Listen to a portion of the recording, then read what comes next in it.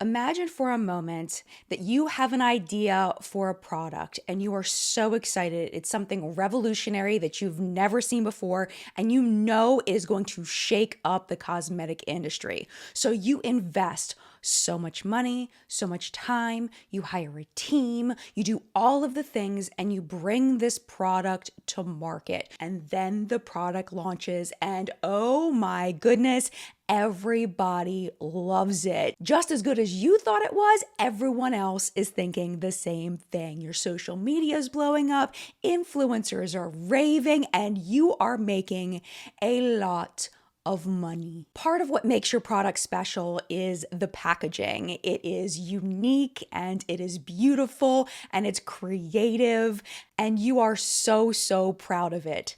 Until one day you're scrolling through Instagram and you get tagged in a post, and the tag says, "Hey, at insert name here, you won't believe this." So you click on it and you see a brand that you recognize, and you see it and you're like, "Oh, that's interesting. Why do they have my product on their page? We're competing brands." And then you realize it's not your product. It's their product. It hits you then that this big brand has created a similar version of the product that you worked so hard on. I mean, it's not exactly the same. You look at it and there are some subtle differences in the shape of the packaging, the font, the colors. Things are just a little bit different, but it is clearly inspired by your product, and you are absolutely devastated. One of the reasons why you're devastated is they are selling their product, their version of what you worked so hard on, at half the cost. Not only are you devastated that you worked so hard on this product and that this brand is doing this, but you are concerned that customers will think that your product and their product are the same thing, and that people will accidentally buy their product instead of yours because they see a cheaper price and they want to jump on it. What you realize is that this brand has taken your idea, your concept, your hard work, and they're using your work to build their brand. So what do you decide to do? You decide to sue them. What do you sue them for?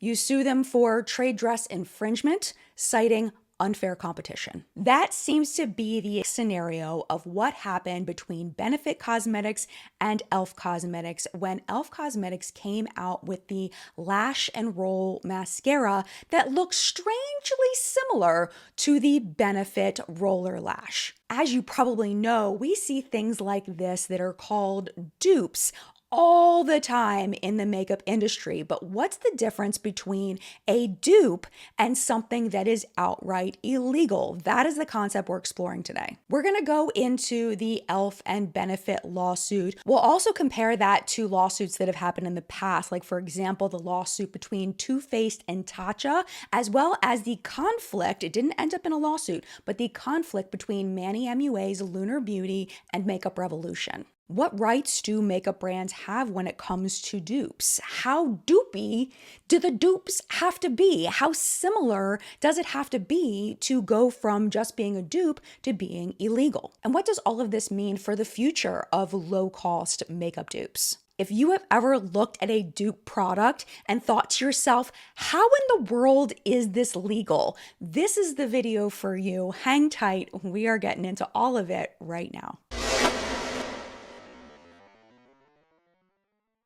Hello, my friend. Welcome back to my channel. If you are new here, hi, my name is Jen. You have stumbled upon the channel called JENLUV, and on this channel, we talk makeup news, both current and past, things that have happened in the cosmetic industry, talking about what happened in the situation and how it affects everything as a whole. And this topic today really is one that affects all of our shopping experiences.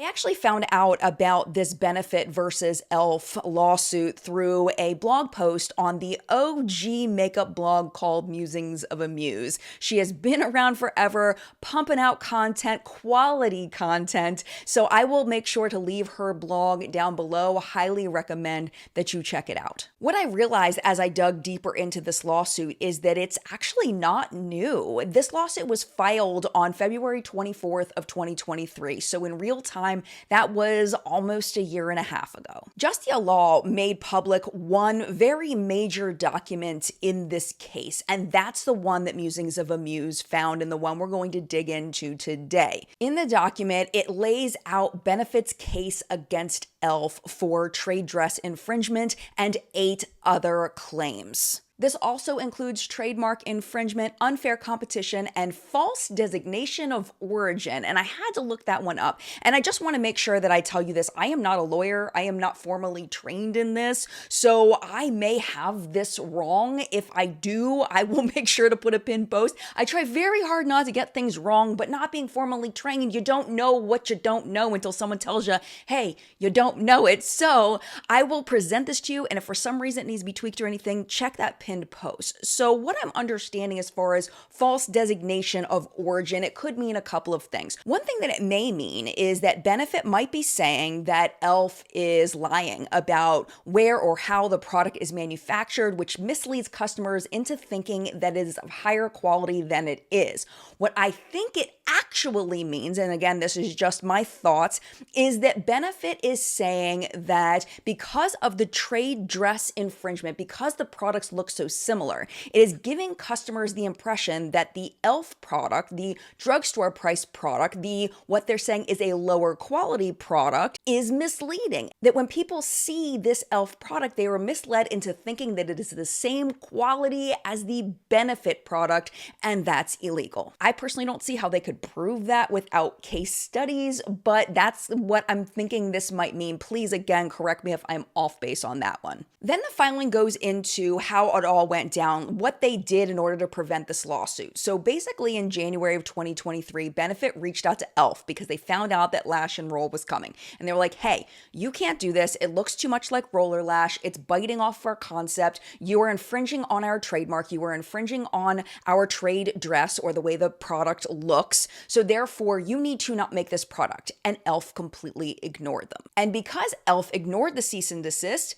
Benefit decided to sue. e.l.f. put in a request for the judge to dismiss part of the lawsuit, specifically the claims for the federal and state trade dress. In order to understand why e.l.f. felt like this needed to be dismissed, we have to understand what trade dress really means. And this is very relevant to all dupes and all copies of products that are inspired by other products. This is the crux of what is illegal. In order for something to be found in violation of trade dress, it has to fit a certain criteria. So first, because trade dress is so specifically visual, the element of the packaging must not have anything to do with the function of the product in order to be considered part of the trade dress. Also, in order to make a product, there has to be other options other than the way that this particular product was designed. So for example, if Benefit was saying that they owned the mascara wand itself, not even necessarily the shape of it, but the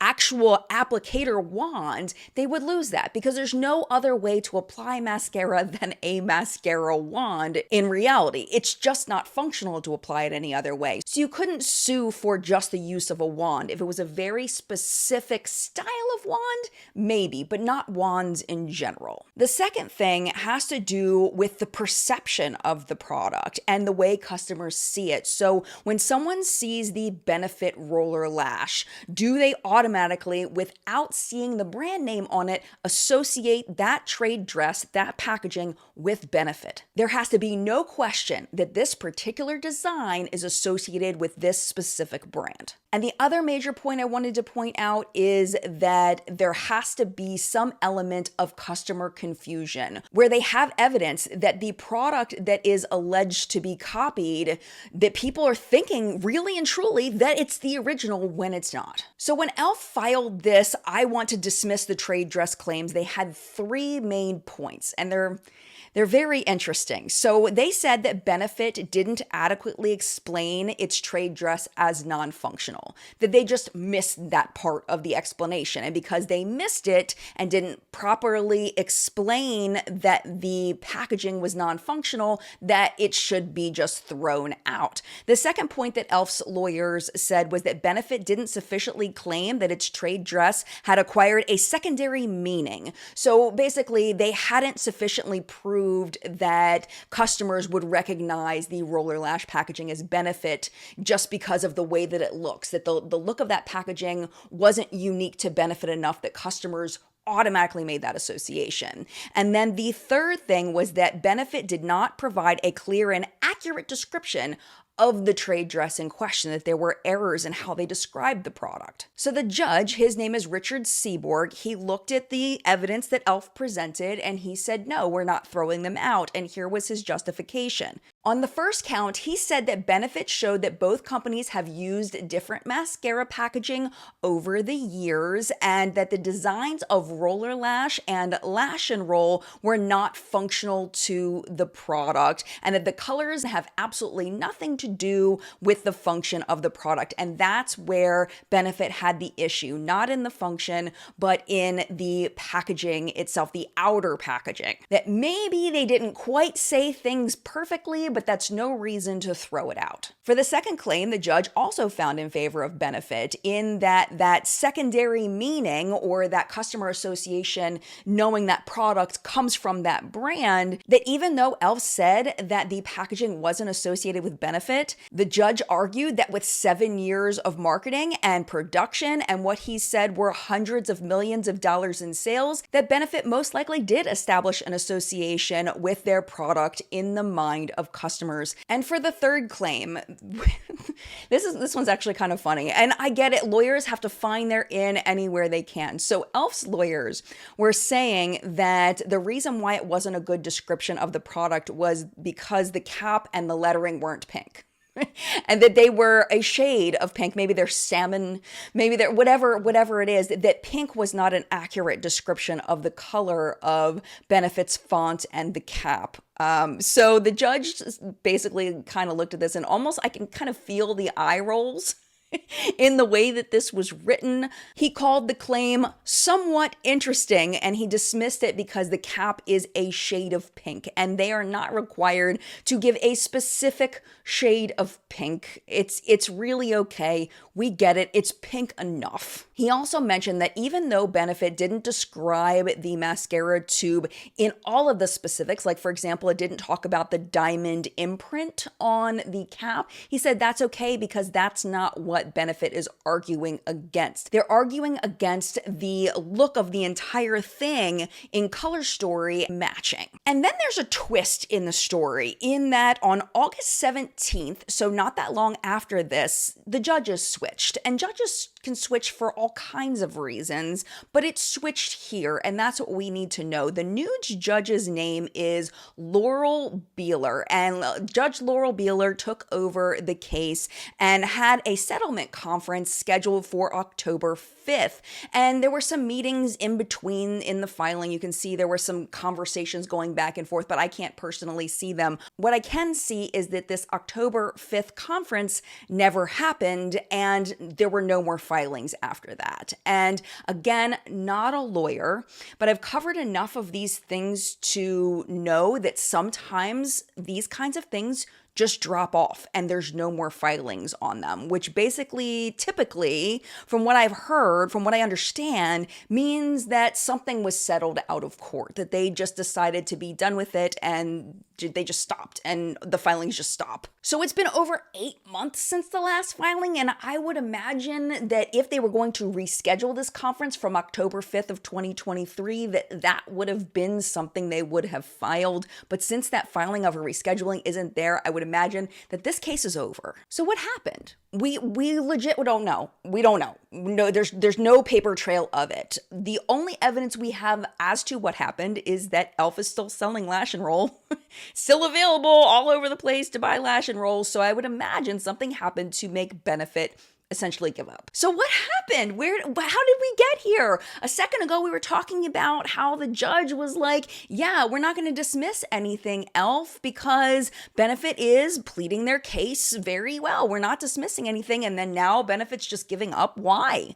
Why did they give up? In order to explore the answer to that question and why I personally think they gave up, let's talk about another situation that's very similar that did go through the entire process of finding in favor of one party or the other.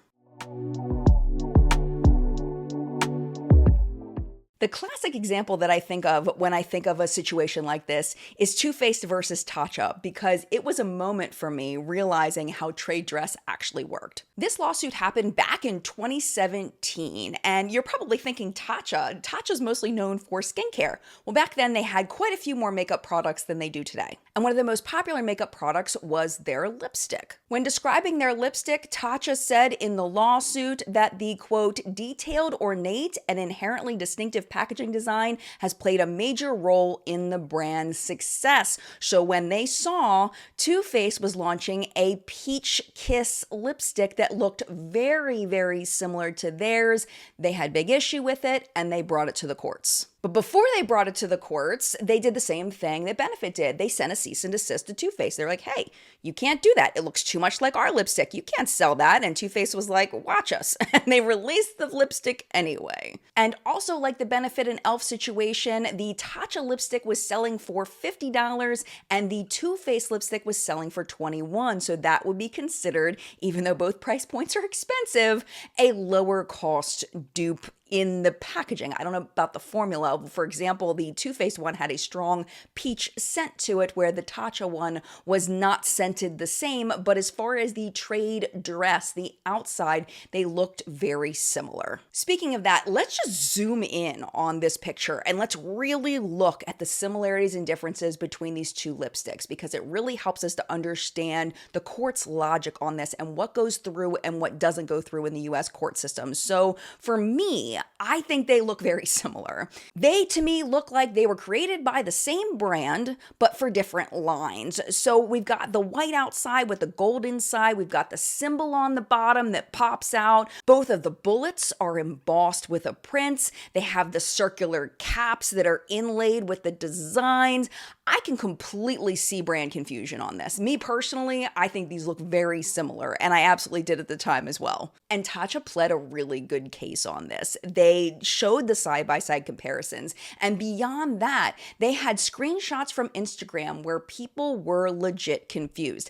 I thought this was a Tatcha product. I didn't realize this was Too Faced. It looks so much like Tatcha. There was legit brand confusion that they could prove due to the plethora of Instagram comments saying people were confused. Going into the lawsuit filings, you can see that it was filed on August 7th of 2017, but by August 30th, Tatcha had filed a notice of voluntary dismissal without prejudice.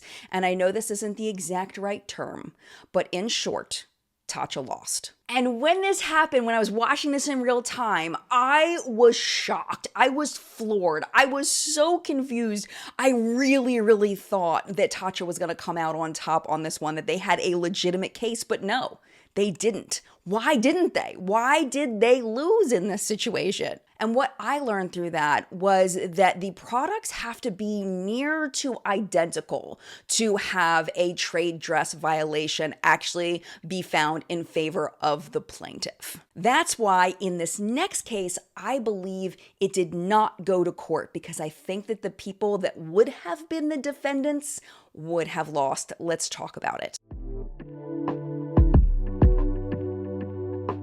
Social media influencer Manny MUA launched his beauty brand Lunar Beauty in May of 2018. He started with the Life's a Drag eyeshadow palette, but over the next couple of years, he fleshed out the line with lots of other products for the face. The Moon Prism powders were launched in April of 2019. He described them as highlighters inspired by one of his favorite TV shows as a child, Sailor Moon. These are my Lunar Beauty Moon Prism powders.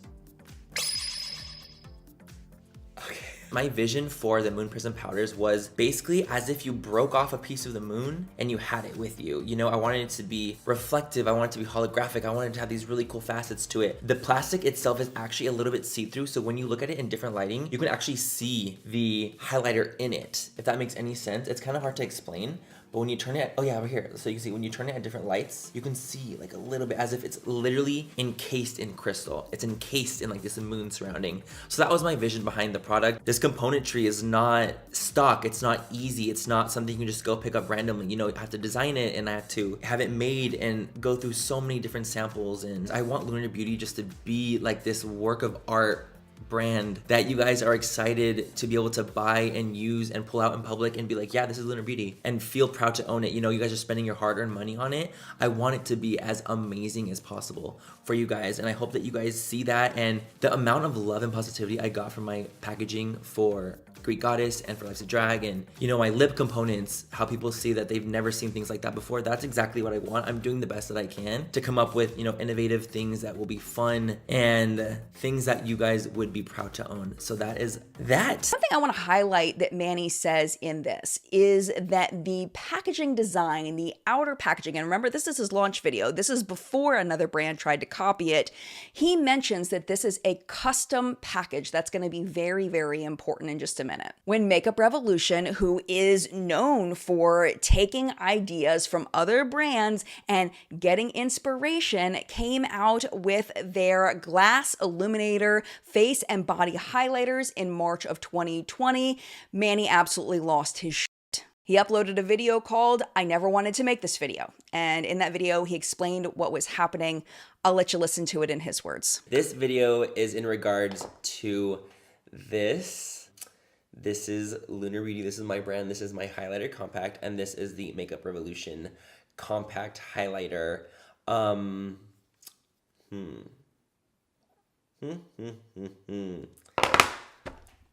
I've been getting many DMs, many messages, comments about the situation at hand and what has gone on and what the situation is. Obviously, as you guys can see, this is Lunar Beauty. This is my component. This is something that I created with my design team. This exact molding here is this exact mold as well. So we're like, what is the tea? What's going on? About 2 weeks ago, I would say about 2 weeks ago, Makeup Revolution announced that they're coming out with this like crystallized collection. And in that was this, and this is a highlighter. And a lot of people were commenting on Trend Mood's page, for example, and on Makeup Revolution's page, how their compact looked a lot like mine. And I was like, And the reason people are saying that it's so similar is because the actual component itself, the facets, everything about it are the same in both compacts. I created this compact. I created it. This is something that me and my design team created. It is custom tooled. The factory that I have that created it, we custom tooled with them this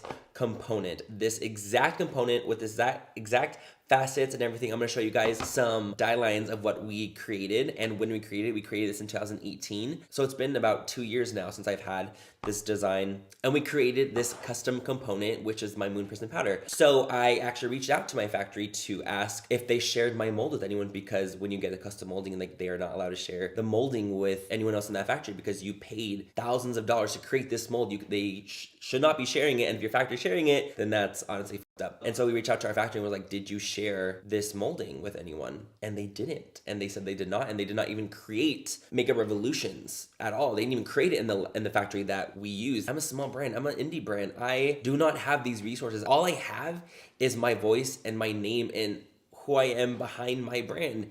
And so I want to voice my opinion. I don't want to just sit down and not talk about something that's been bothering me on my channel. In response, Makeup Revolution did give a statement out to Cosmo UK. And this is what it said. It's kind of long, but I feel like all of the pieces are really important that I read the whole thing to you in case you're just listening. This is what it said. They said that the brand was, quote, presented this component by several third parties at a publicly attended trade fair in March of 2019, and were led to believe that it was a freely available design. They continued, we were unaware of Lunar Beauty's product launch. On launch of our product, Lunar Beauty's legal team contacted us, but despite our requests, failed to supply any evidence of his alleged copyright or trade dress right in his design, or even to identify or provide images or illustrations of the product he claimed were at issue. Having seen Manny MUA's video released on Sunday, the 15th of March, 2020, in which he produces documentation purportedly showing the componentry tooling of of his product, even if not any protectable copyright or trade dress rights in that product, as a matter of courtesy and out of an abundance of caution. We have taken the immediate steps to remove the product from sale and will notify our distributors to do the same.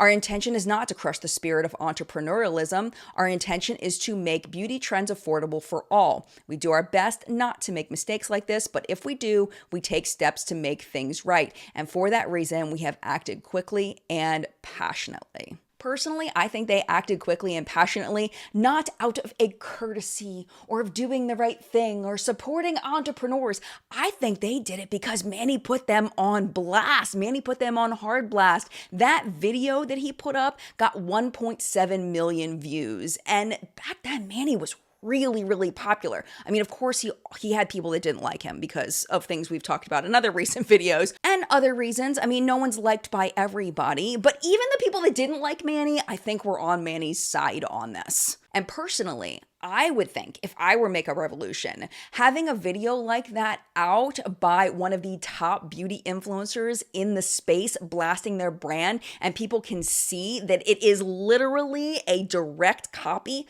of the outside of Manny's product that he worked so hard on, it's just a bad look. And also, this was not an interpretation of a design. This was not the same as the Tatcha and Too Faced, where you can clearly tell that there is a difference. These are identical. They're down to the actual, like, the way that things, it was like somebody took Manny's product and put it into like one of those molds where you mold like an actor's face for a movie or whatever. Put it into like some kind of mold and then made new packaging out of it. And the fact is, if they take something that is somebody else's, the exact same packaging that can be associated with another brand, and they make something that looks identical, and there might be brand confusion, it does not have to be trademarked. And Makeup Revolution, in my opinion, my non-lawyer, non-professional opinion, I don't think that it would have come out in favor of them because it literally is a direct and exact copy.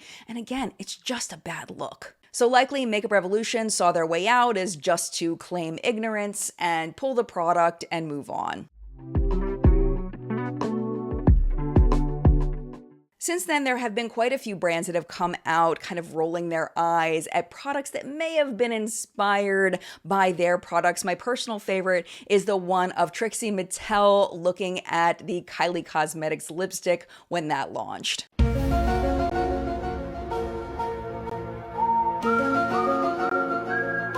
This reminds me a lot of the Too Faced Tatcha situation in that it's clear they're not exactly the same, but it does look like Kylie got inspiration from Trixie. And most recently was Charlotte Tilbury, who recently threw some shade at e.l.f. That was a whole thing. The short of that one is that e.l.f. seems to be constantly looking at Charlotte Tilbury for inspiration to create lower cost products that are very popular from her line. So e.l.f. had made this commercial called Cosmetic Criminals. It was a really long, very well produced, it was like 10-15 minute long commercial. It was actually very well done. I really enjoyed it. I have a whole reaction video to this commercial. It was very good.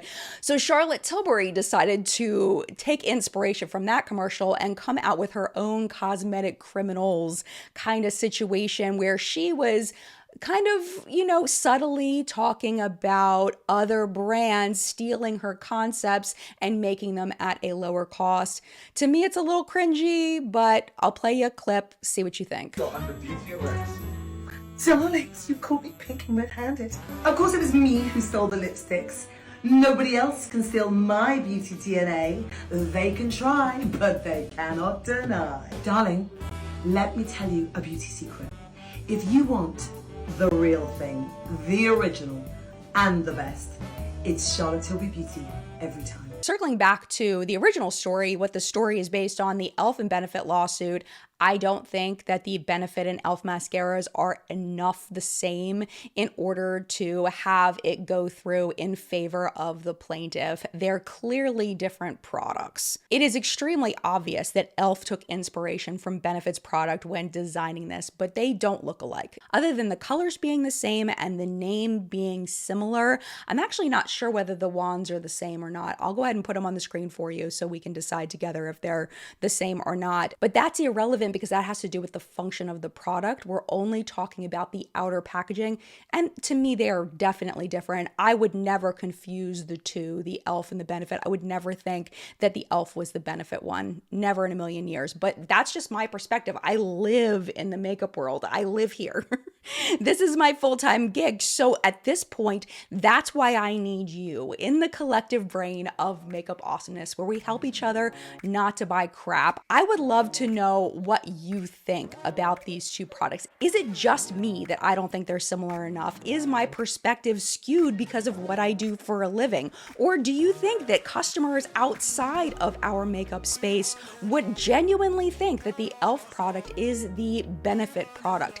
I would love to know your thoughts about any of this down in the comments down below. I'm always loving to read different perspectives on different things that I talk about, so please sound off in the comments. Thank you so much for watching this video. I hope you enjoyed it. I hope that you found it interesting and kind of expanded your thoughts on how dupes work, what's legal, what's not legal, and how that affects dupes within our makeup space. I feel like as long as laws stay the same way, I feel like our dupes are very, very safe. I think they're going to continue to be produced. Where it crosses the line is if it is literally an exact copy of that outer packaging. I think that's the only time there's going to be a case, but I do think that these major brands just know better, and we're not really going to see any dupes being taken to court and actually found in favor of the plaintiff for 99.9% of the dupes that are out there. But again, I need to know your thoughts. I could be totally off base on this. Let me know your thoughts down in the comments. Thank you so much for watching. If you did enjoy, please hit the thumbs up button. It really does help me out so much. It tells YouTube it's a good video and you liked it, so it'll suggest it to more people so that more people have the option of clicking on the video or not. And if you would like to hang out just a little bit longer because you want to watch more of my content, great. I would love to have you. YouTube should be recommending a couple videos for you over here to watch, including one that I'm picking out for you down there that I think you're going to like. YouTube's going to pick the top one based on your current viewing history. But if you do have to go, I get it. You got stuff to do. It is no problem at all. Thank you for hanging out as long as you did, and I'd love to you, and I will see you in a video very, very soon.